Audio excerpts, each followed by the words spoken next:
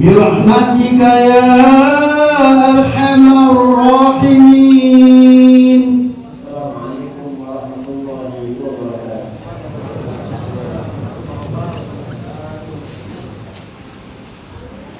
Ma'asyiral muslimin wa thulul mu'minin rahimakumullah. I'lamu inna yawmakum hadha yawma Eid wa syurur wa halallahu lakum fihi qur'an wa haramallahu alaikum as-siyam amsitu wasma'u wa ati'u rahimakumullah. Pada hari ini dihalalkan untuk kita makan dan minum dan diharamkan untuk kita berpuasa. Sebentar lagi khotib akan membaca khutbah Idnya di atas mimbar. Maka dari itu, marilah kita diam dan dengarkan khutbah khotib ini dengan hati yang menerima dan khusyuk.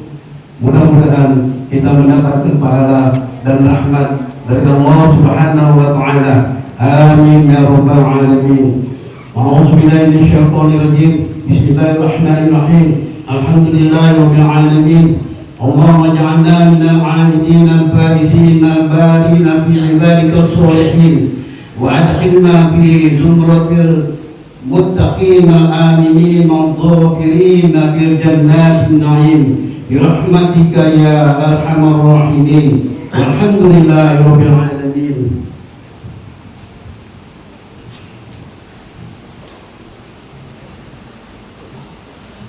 Allahu Akbar, Allahu Akbar, Allahu Akbar, Allahu Akbar, Allahu Akbar, Allahu Akbar, Allahu Akbar, Allahu Akbar, Allahu Akbar, Allahu Akbar kabira, walhamdulillahi katsira, wa subhanallahi bukratan wa asila.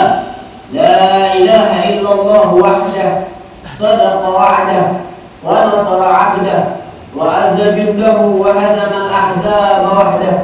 لا إله إلا الله والله أكبر. الله أكبر ولله الحمد. الحمد لله، الحمد لله الملك الجبار القهار. أحمده سبحانه وتعالى على نعمه التي تتوالى كالأمطار، وأشكره على كثرة فضله المدرار. وأشهد أن لا إله إلا الله وحده لا شريك له شهادة يثقل بها الميزان في المحشر وتنجي قائلها من عذاب النار. وأشهد أن سيدنا محمدا عبده ورسوله.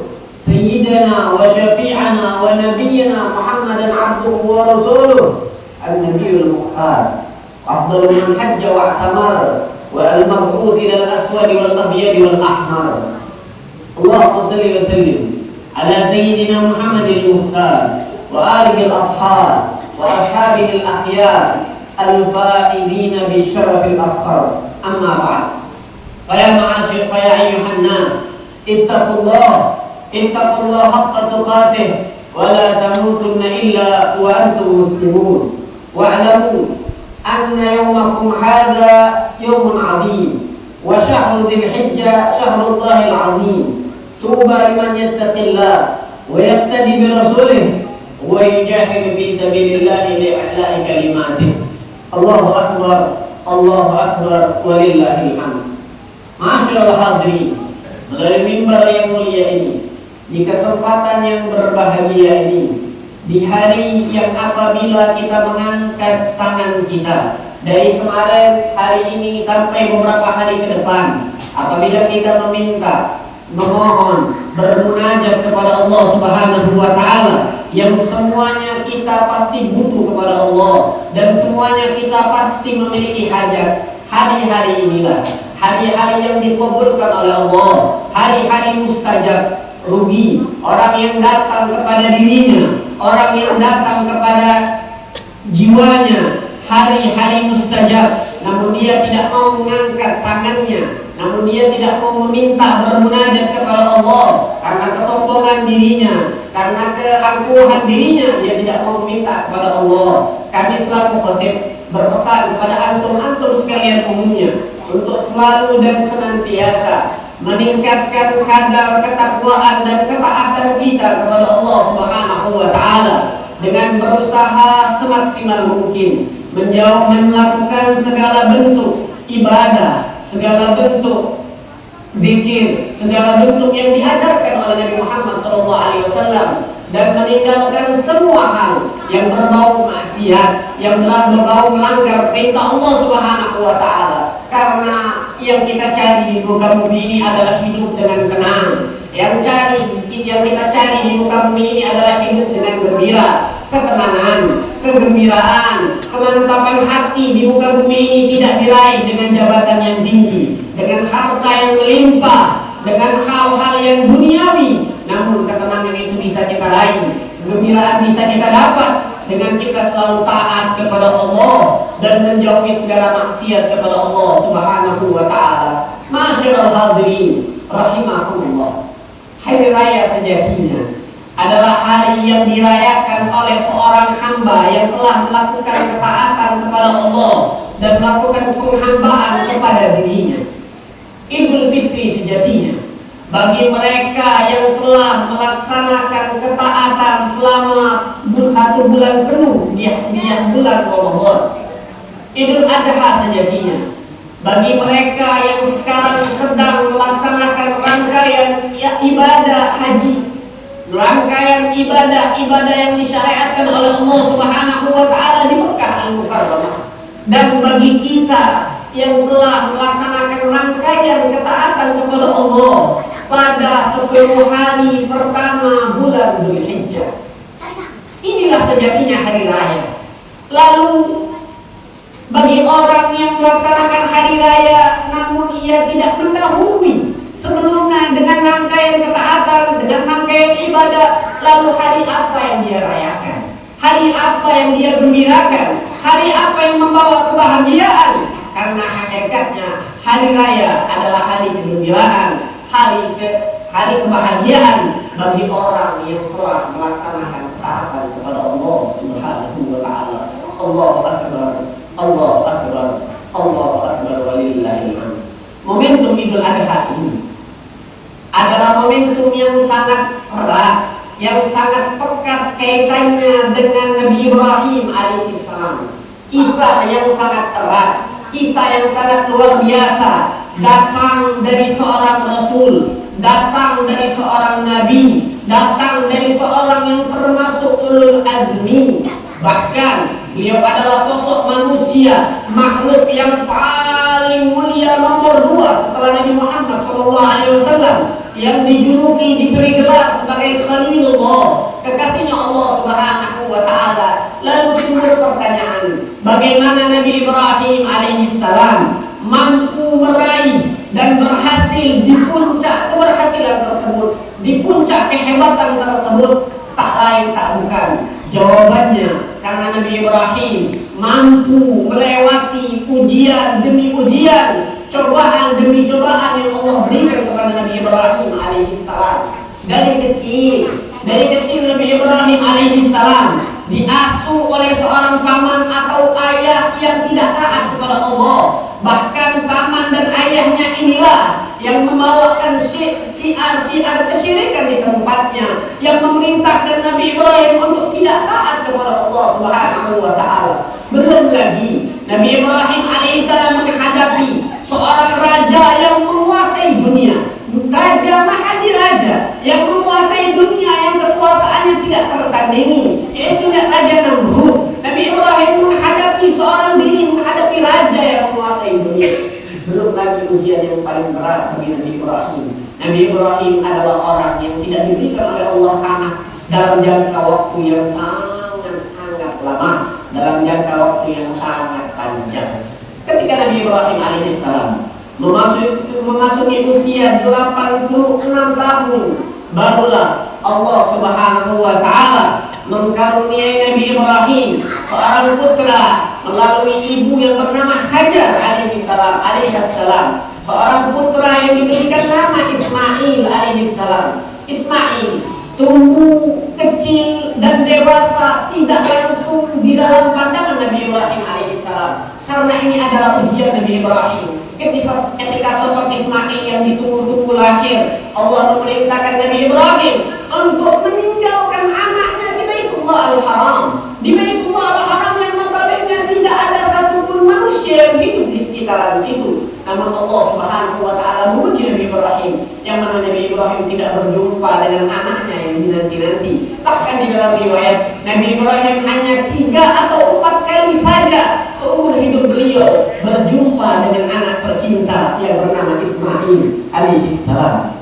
Ketika Ismail adalah sosok yang dinanti-nanti, adalah sosok yang didamba-dambakan, namun Allah Subhanahu wa taala lagi-lagi memuji Nabi Ibrahim alaihissalam karena Allah ingin mengangkat derajat beliau. Allah memuji Nabi Ibrahim agar menyembelih anak yang dia dambakan, anak yang dia cintai. Itu termaktub di dalam Al-Quran. Allah Subhanahu wa taala berfirman, "Qala ya bunay, inni ara fil manami anni adbuka fanzur madza tara." Nabi Ibrahim berkata kepada sosok anaknya yang bernama Ismail, "Wahai anakku, sesungguhnya semalam aku bermimpi melihat bahwasanya engkau aku sembelih. Coba bagaimana pandanganmu?" Bahwasanya ketahuilah bahwasanya mimpi seorang anbiya merupakan wasilah atau thariqah Allah memberikan wahyu kepada anbiya tersebut, kepada nabi tersebut. Di dalam syair dikatakan, "Yulhaqun nabilu mislu ru'ya liqaumi ru'yal anbiya wahya." Lalu Nabi Ibrahim meminta jawaban kepada anaknya Ismail alaihissalam. Bukan karena Nabi Ibrahim ragu, tidak. Bukan karena Nabi Ibrahim ingin meminta pendapat Ismail agar Nabi Ibrahim mendapatkan izin dari Ismail, tidak. Karena perintah Allah tidak bisa ditawar-menawar, karena perintah Allah tidak bisa diganggu-gugat.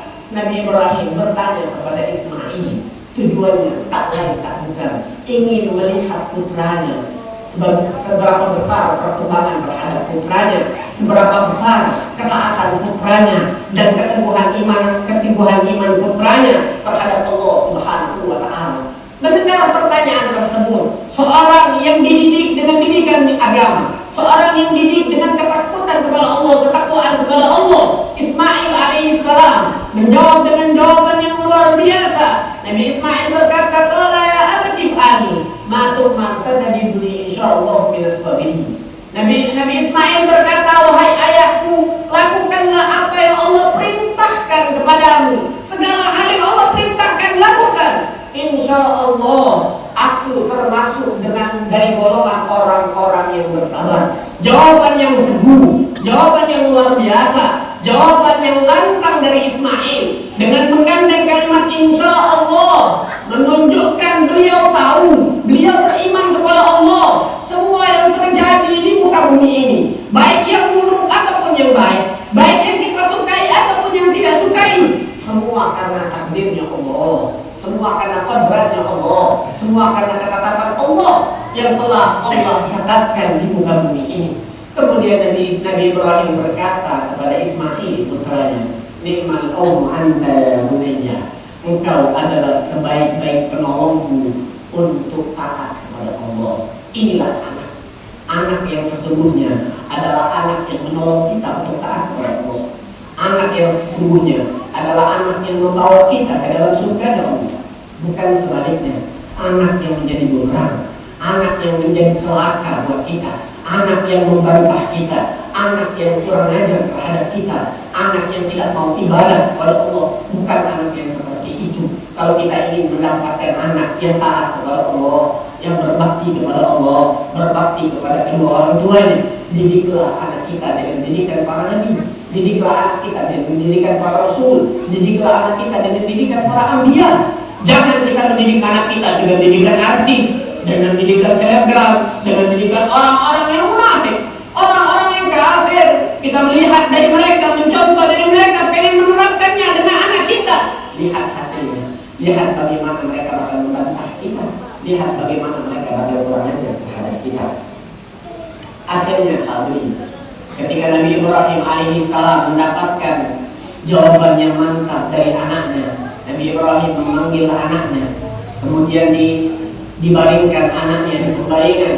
Nabi Ibrahim mengasah pisaunya, mengasah mengasah pisaunya. Kemudian Nabi Ibrahim ingin memotong leher anaknya. Namun hadirin, apa yang terjadi? Kuasa Allah. Pisau tidak mungkin bisa memotong, api tidak mungkin bisa membakar, air tidak mungkin bisa menenggelamkan, kecuali semua itu adalah takdir dari Allah. Berapa banyak kita lihat api tidak membakar rumah yang ada di sampingnya, itu karena kekuasaan Allah. Berapa banyak air yang menggenang namun tidak masuk ke suatu tempat, karena tempat tersebut adalah tempat ketaatan kepada Allah. Itu adalah kekuasaan Allah. Begitu juga yang terjadi kepada Nabi Ibrahim alaihissalam.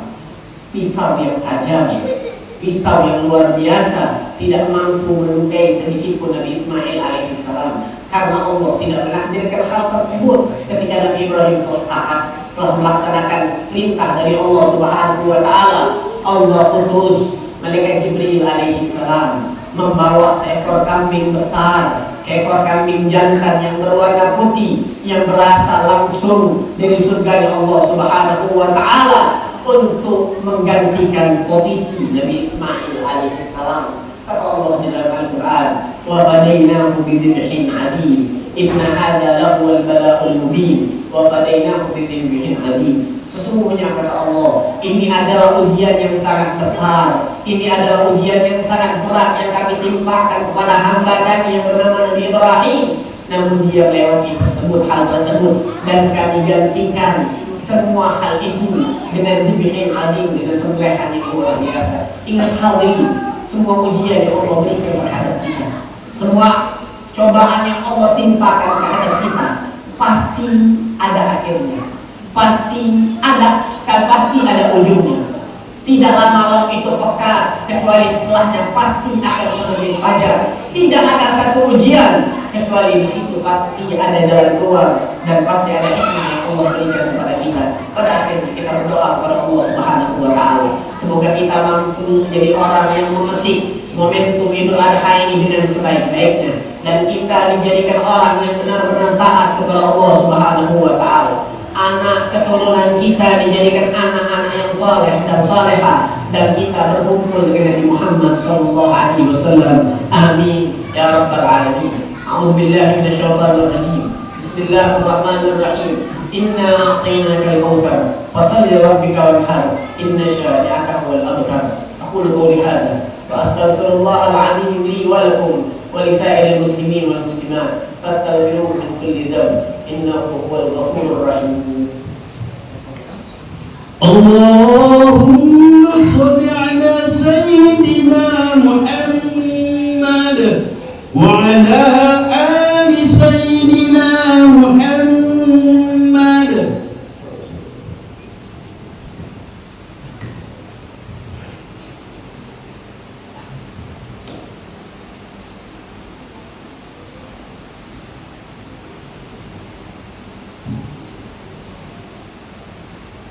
Allahu akbar, Allahu akbar, Allahu akbar, Allahu akbar, Allahu akbar, Allahu akbar, Allahu akbar. Alhamdulillahilladzi ja'ala al-a'yad bil farahi was-surur wa dha'afa lil muttaqina jazila al-ujur.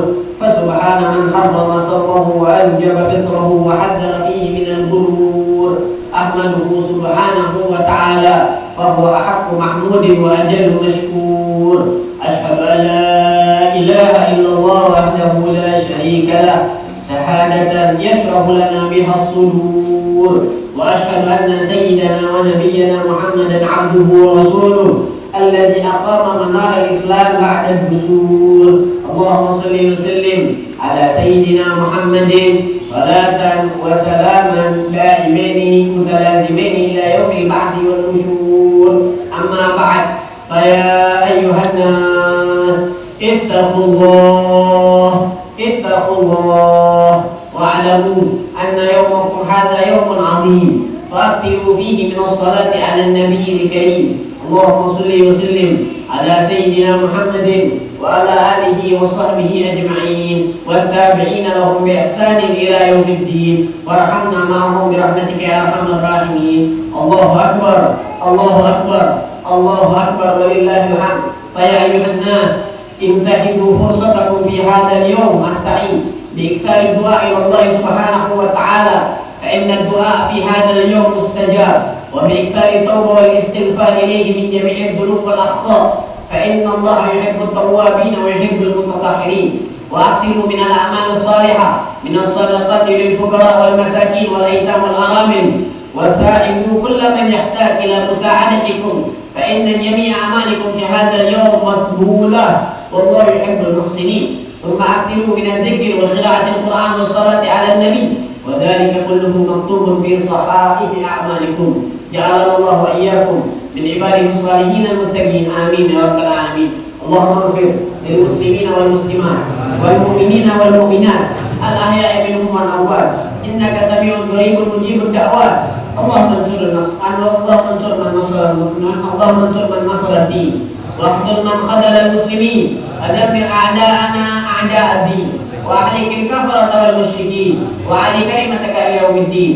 اللهم اكفنا شر الظالمين، اللهم اكفنا شر الظالمين، اللهم اكفنا شر الظالمين وشر الحاسدين وشر من يؤذينا يا أرحم الراحمين. ربنا اغفر لنا ولإخواننا الذين سبقونا بالإيمان، ولا تجعل في قلوبنا غلا للذين آمنوا ربنا إنك رؤوف رحيم. الله أكبر، الله أكبر، الله أكبر ولله الحمد. عباد الله، إن الله يأمر بالعدل والإحسان وإيتاء ذي القربى وينهى عن الفحشاء والمنكر والبغي يعظكم لعلكم تذكرون. فاذكروا الله العظيم يذكركم، واشكروه من فضله يؤتكم، واسألوا من فضله يؤتكم، ولذكر الله أكبر، والله يعلم ما تصنعون. صلى الله ربنا